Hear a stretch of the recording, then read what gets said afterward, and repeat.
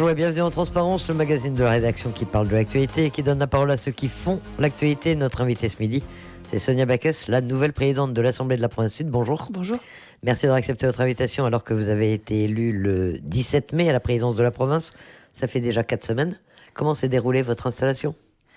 Bien, la province Sud est une belle machine qui permet de faire beaucoup de choses. Donc là, on est en train de voir comment on peut mettre en œuvre les 179 propositions pour lesquelles les Calédoniens nous ont fait confiance. Donc il y a un certain nombre de choses qui relèvent de la province et c'est ce à quoi on va s'atteler. Alors votre groupe dispose de 20 sièges sur 40 à la province, c'est beaucoup. Mais ce n'est pas vraiment la majorité absolue, il manque une voix.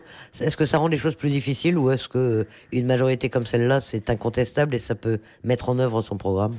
Alors dans l'absolu, c'est pas problématique puisque la voix du président est prépondérante. Donc dans l'absolu, on aurait 21 voix, mais au-delà de ça, on essaye de faire les choses avec tout le monde. C'est ce qu'on a essayé de faire dans la répartition des commissions.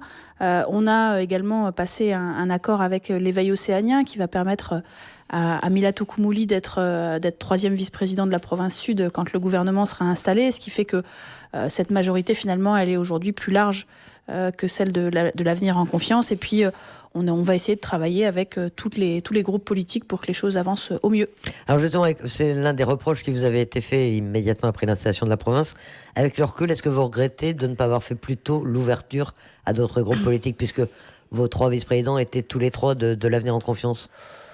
Non, il n'y a pas à regretter ou pas regretter parce que les discussions n'avaient pas du tout eu lieu sur cette question de la vice-présidence. Donc on n'avait pas du tout abordé le sujet.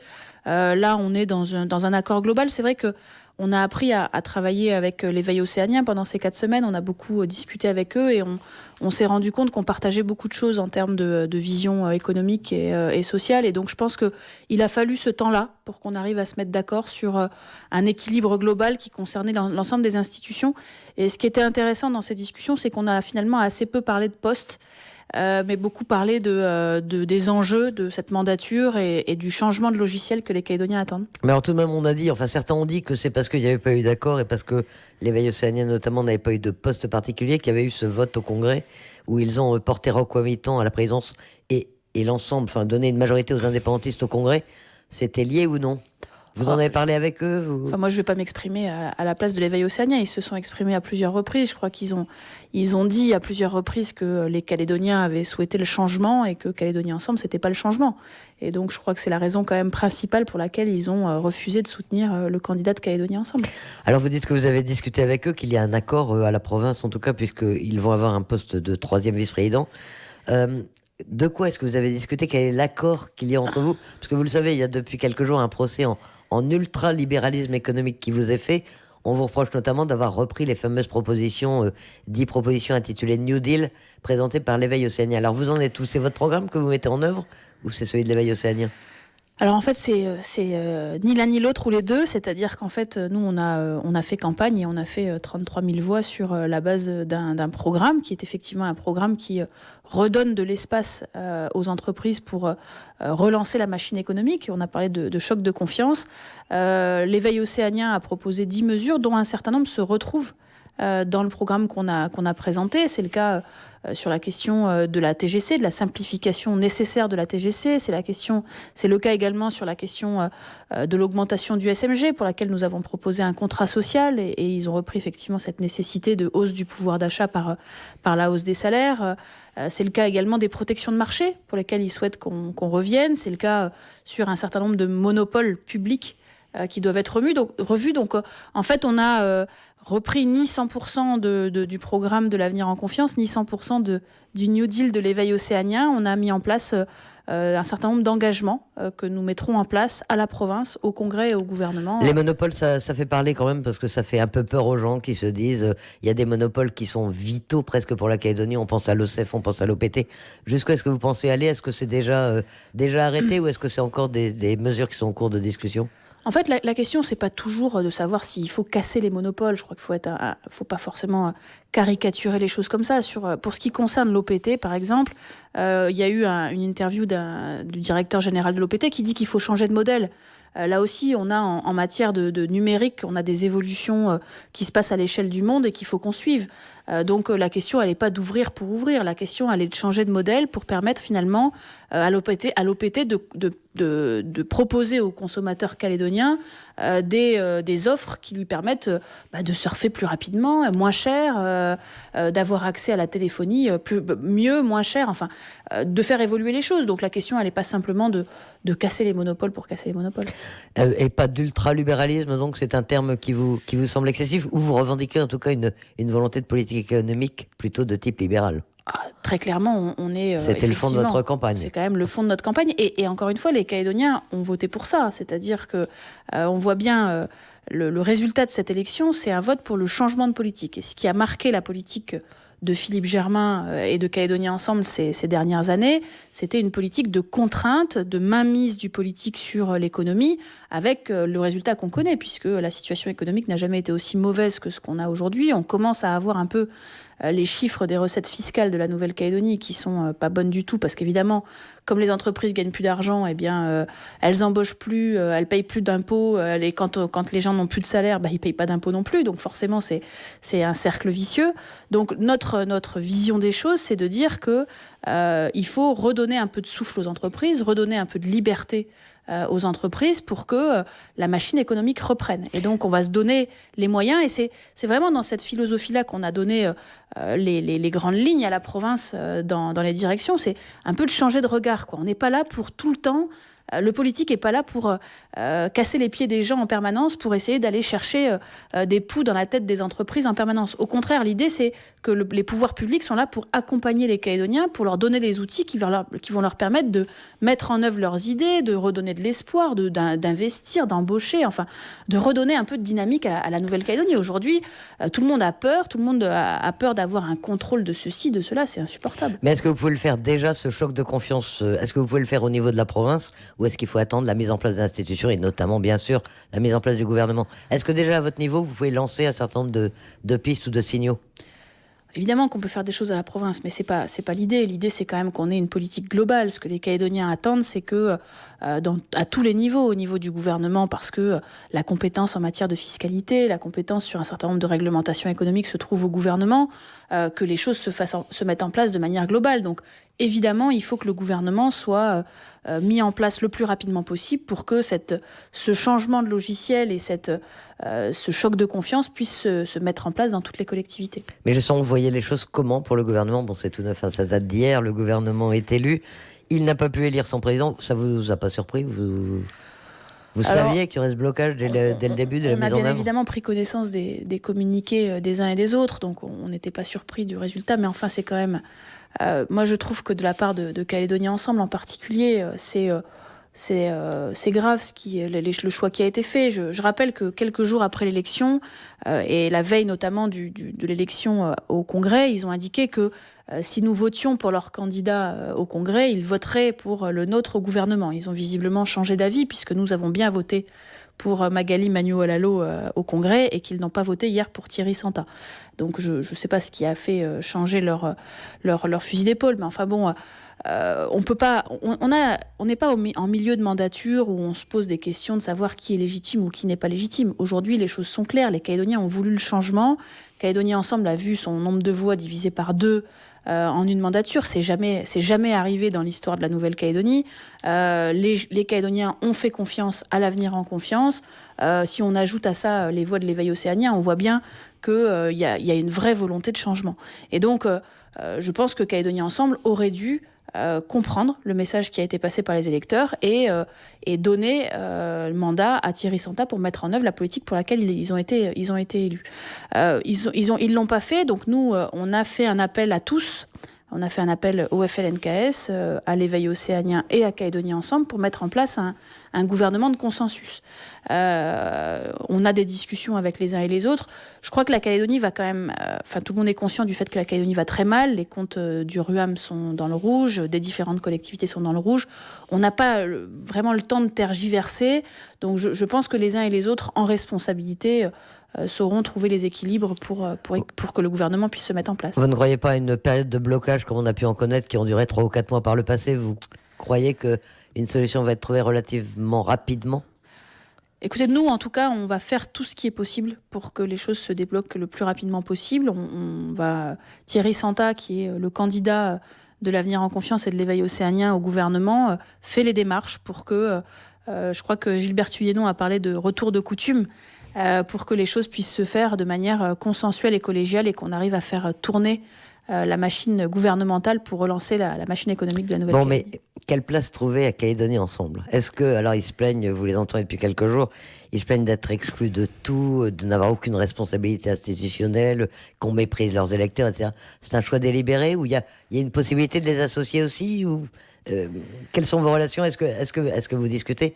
Ils sont représentés à la province? Alors bon, d'abord, je répète que c'est quand même un peu fort de café d'entendre ça de la part de Calédonie Ensemble. Hein. On se rappelle de 2004. En 2004, on avait la fin du système Lafleur. On peut dire les choses comme ça. L'avenir Ensemble qui arrive en tête, à peine, hein, puisqu'ils font 19 sièges contre 16 pour le RPCR à l'époque.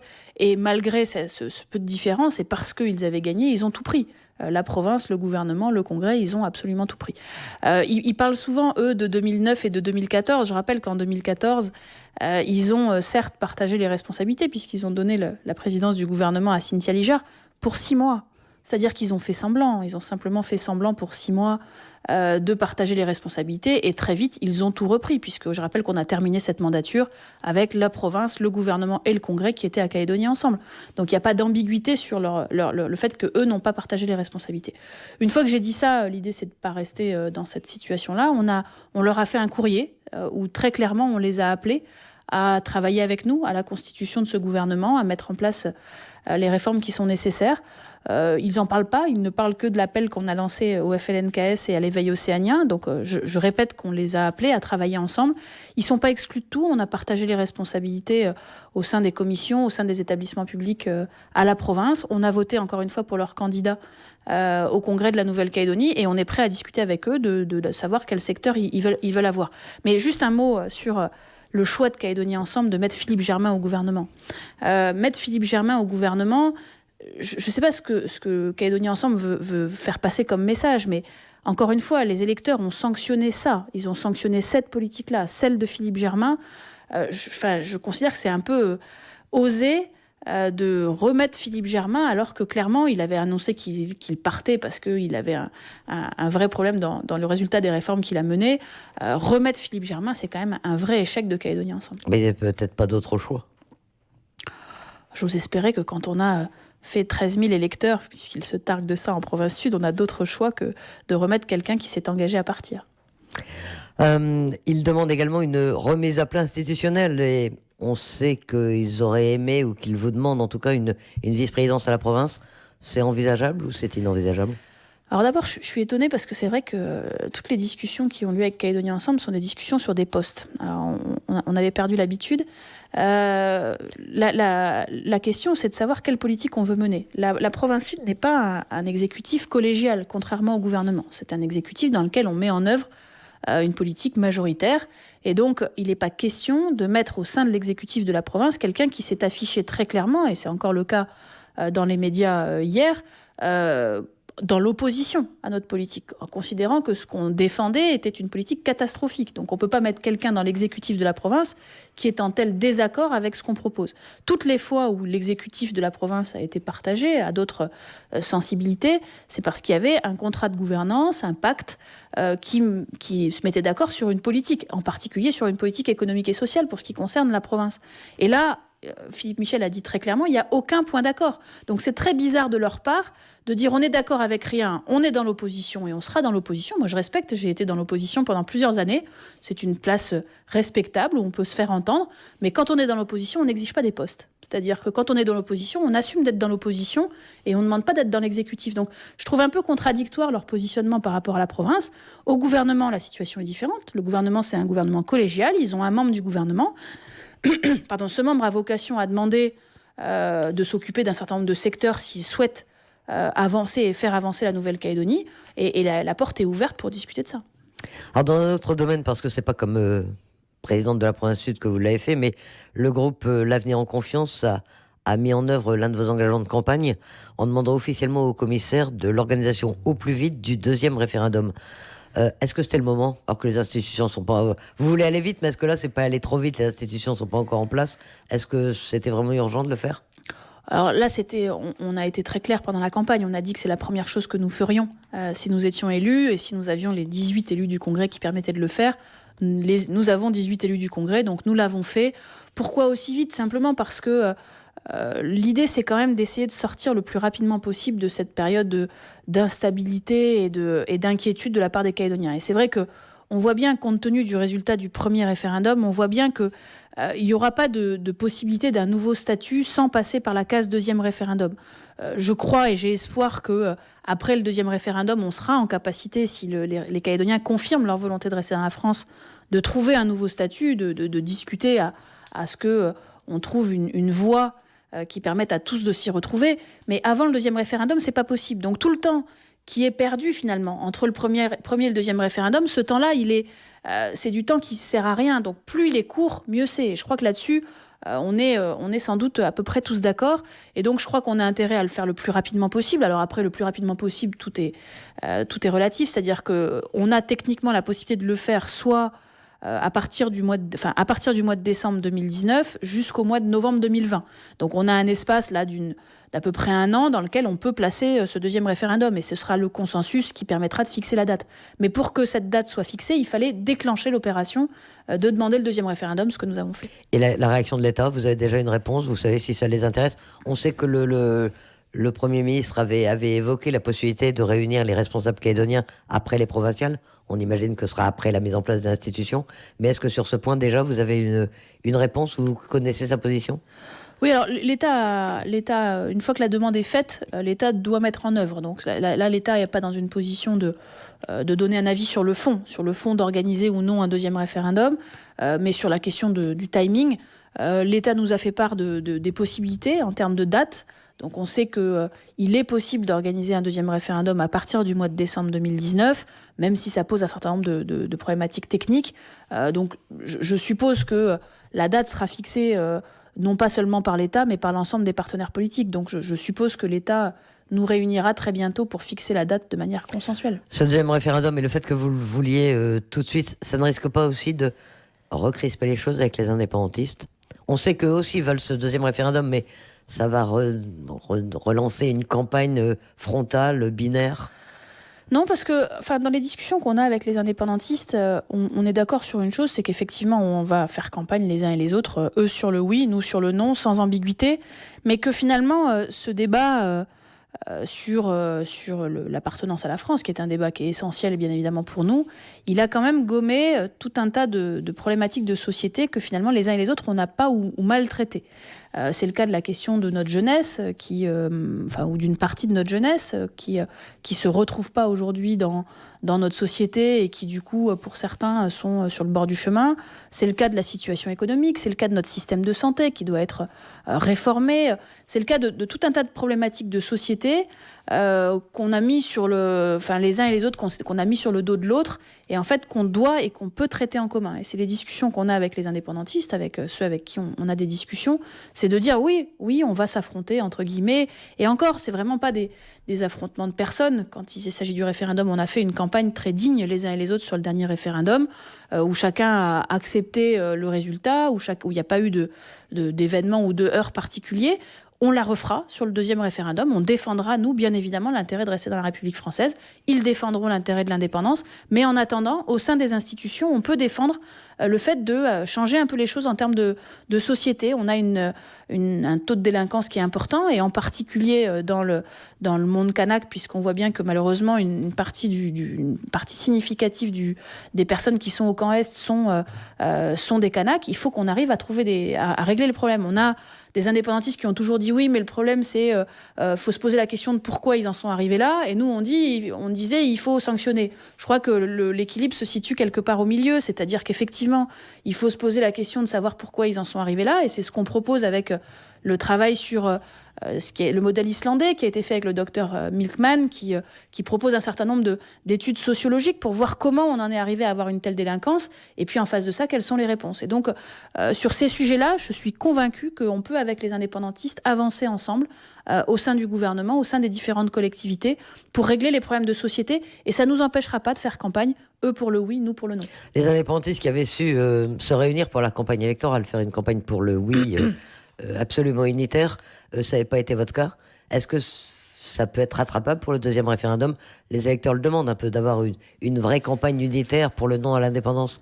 Dans le climat politique actuel, ça vous semble envisageable, ou on va retomber dans chacun dans son camp, chacun faisant sa campagne?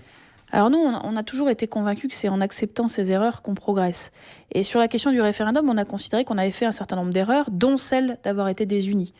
C'est pour ça d'ailleurs qu'on a créé l'Avenir en confiance, et c'est quand même aujourd'hui 75% de l'électorat loyaliste qui a voté pour l'Avenir en confiance. Donc c'est quand même une grande partie de la réunion du camp du non. On espère qu'on arrivera à faire une campagne là aussi unie pour défendre le maintien de la Calédonie à la France. Avec la volonté d'augmenter le score qui avait été enregistré le 4 novembre. Oui, encore une fois, c'est des choses qu'on a déjà dites, mais 17 000 personnes dans le Grand Nouméa, qui sont plutôt à tendance loyaliste, qui n'ont pas été votées le 4 novembre dernier. Alors, on l'explique par plusieurs raisons, mais notamment le fait qu'on a sans doute trop dit que le score allait être de 70-30 et que certains électeurs ne se sont pas mobilisés pour aller voter. Là, je pense que le résultat a inquiété beaucoup un certain nombre de Calédoniens, et j'espère qu'il y aura une mobilisation forte. En tout cas, nous, on prend les dispositions pour aller indiquer, informer ces 17 000 personnes qui n'ont pas voté le 4 novembre que ce serait bien qu'elles aillent voter au prochain référendum, parce qu'on a besoin d'avoir une majorité large pour le maintien de la Calédonie à la France. Alors vous êtes présidente de la province depuis 4 semaines, hein, je le disais. Reprenez votre casquette. L'une des premières décisions que vous avez prises dans ce contexte, c'est de quoi? On dit euthanasier les requins, faire un prélèvement administratif sur les requins. C'est une mesure qui, vous le savez, suscite une certaine polémique. Il n'y avait pas d'autre solution. Ça vous paraît être la bonne réponse aux attaques de requins que l'on a constatées ces dernières semaines? Alors, bon, d'abord, c'est pas la première décision que j'ai prise, puisque j'ai annoncé assez rapidement l'augmentation du nombre d'auxiliaires de proximité qu'on aurait sur le terrain pour assurer la sécurité des Calédoniens. Je pense que c'était là aussi un engagement très fort de campagne sur lequel on s'est lancé, et pour lequel la province va faire le nécessaire très rapidement. Sur la question des requins, on est dans une situation où le requin bulldog est protégé depuis 2013 comme l'ensemble des requins. C'est une espèce particulière puisqu'elle est elle-même finalement une espèce envahissante, puisqu'elle va elle-même pêcher, manger les autres espèces de requins qui sont notamment à la baie des Citrons et ailleurs. Donc on est dans une situation où le requin bulldog n'a plus de prédateurs. Il est lui-même prédateur d'un certain nombre d'autres espèces, et il a été, en plus de la faute de l'homme, sédentarisé, puisqu'il y a eu beaucoup de nourrissage, beaucoup de shark feeding qui a été fait, notamment au marché, par les pêcheries, etc. Donc l'idée, c'est de dire il faut qu'on stoppe ces comportements-là, parce qu'aujourd'hui, ce sont les hommes qui sont en danger. Ces comportements-là, il faut les stopper, ces comportements humains, il faut les stopper. Ça veut dire quoi? Ça veut dire qu'il faut sanctionner de manière forte le shark feeding, ça veut dire qu'il faut qu'on arrive à enlever les bateaux forains des endroits où on a des zones de baignade. C'est le cas à la baie des Citrons, où on va interdire les mouillages forains. C'est le cas également pour changer le comportement de ceux qui vivent dans ces mouillages forains dans d'autres endroits, à la baie de la Moselle par exemple, où on a des rejets à l'eau de tout et n'importe quoi qui attirent très clairement les requins bulldogs. Il va falloir qu'on ait des changements de fond, et c'est ce à quoi on s'est engagé, avec des sanctions plus fortes, etc. Et puis, on a un problème, c'est qu'on a une population très importante de requins bulldogs qui est aujourd'hui autour des baies de Nouméa, à qui on a arrêté de nourrir, et qui se retrouvent des vrais dangers pour l'humain aujourd'hui. Donc, moi, quand j'entends ceux qui sont aujourd'hui qui s'occupent de ces prélèvements me dire on a des dizaines de requins sous le bateau, je suis inquiète. Ils m'ont dit également, si quelqu'un tombe à l'eau à l'endroit où ils sont pêchés, il va survivre quelques secondes. Enfin, je veux dire, on ne peut pas vivre comme ça à Nouméa. Donc on a une population, quand on a une surpopulation de cerfs, quand on a eu une surpopulation de cerfs à Guarodeva, eh bien on a mis en place des opérations pour réguler la population de cerfs à Guarodeva. Là, on est dans une situation d'une espèce. On n'est pas en train de tuer les requins en général, on est en train de réguler la population de requins bulldog, qui est une espèce qui n'est pas menacée en Nouvelle-Calédonie. Il n'y a pas de chasse aux requins bulldog pour les ailerons ou pour autre chose. Donc, Mais vous comprenez quand même la polémique ou ceux que ça émeuve qu'on tue des requins? Je comprends très bien, mais encore une fois, il faut savoir raison garder. On n'est pas en train de faire une vaste opération où on va tuer des centaines de requins. On est en train de réguler la population dans les baies de Nouméa, et ensuite les choses vont revenir dans l'ordre. Mais encore une fois, s'il s'agissait que de faire ces prélèvements-là et qu'il n'y avait aucune autre opération, ce serait idiot de notre part. Là, il ne s'agit pas de ça. Il s'agit de complètement de mettre en place un plan global pour changer les comportements humains et pour permettre que les gens qui vont à l'eau à Nouméa ne soient plus en danger. Des dispositions qui ont été prises conjointement avec la mairie de Nouméa. Là aussi, c'est un signe des temps. Les relations entre la province et les mairies de l'agglo se sont améliorées. Ah oui, ça c'est un vrai signe des temps. C'est-à-dire que là, vous parlez des requins, mais c'est le cas également sur les grands projets et sur la relance économique. Moi, j'ai découvert à la province un certain nombre de projets qui étaient bloqués parce qu'ils étaient portés par des communes adversaires politiques. Et malheureusement, quand ces projets sont bloqués, c'est pas le maire de la commune qu'on ennuie, c'est la population qui, elle, est pénalisée parce que ces projets sortent pas de terre et que du coup, c'est encore une fois l'économie qui en pâtit. Donc là, on a vraiment décidé, là aussi, de changer de logiciel et de faire que les relations entre les communes, toutes les communes de la province sud, pas spécialement les communes de l'agglo, mais que les relations entre les communes et la province soient simplifiées, soient facilitées, qu'on soit finalement que la province accompagne les projets des communes. Vos priorités maintenant, j'imagine qu'il y en a plein, puisque quand on commence une nouvelle mission comme celle-là, il y a des tas de choses à faire. Vraiment les gros dossiers sur lesquels vous voulez vous mettre aujourd'hui, comment montrer ce changement et comment le concrétiser? Alors il y en a pas mal, mais le vrai sujet, ça va être la relance économique. La relance économique, ça va passer par un certain nombre d'évolutions des choses qui existent à la province. On a des aides aux entreprises qu'il faut revoir parce que les objectifs ont évidemment changé en fonction de la situation économique. Donc c'est ce qu'on est en train de faire. Il va falloir qu'on mette en place également des engagements de campagne qui vont être faits sans doute en lien entre le gouvernement de la Nouvelle-Calédonie et la province. Je pense notamment au contrat social avec la nécessité ou aux zones franches où on va avoir la nécessité pour la province d'identifier quels sont les secteurs clés de l'économie qu'on va vouloir accompagner, quels sont les secteurs géographiques également qu'il va falloir accompagner. Et donc l'idée, c'est que très rapidement, on s'attelle à cette question de la relance économique. On a aussi la question de la sécurité, mais j'en ai parlé avec des moyens qui avaient été baissés pour les collectivités, pour les mairies. Et on a besoin de remettre des moyens pour que les Calédoniens se sentent à nouveau en sécurité parce qu'on a encore malheureusement beaucoup de cambriolages, beaucoup d'agressions. Et donc il faut qu'on mette les moyens pour changer les choses. En attendant que le gouvernement soit installé, ce qui permettra quand même de donner plus d'ampleur aux réformes que vous voulez lancer. C'est ça. Sonia Backès, présidente de la province sud, merci d'avoir accepté notre invitation ce midi.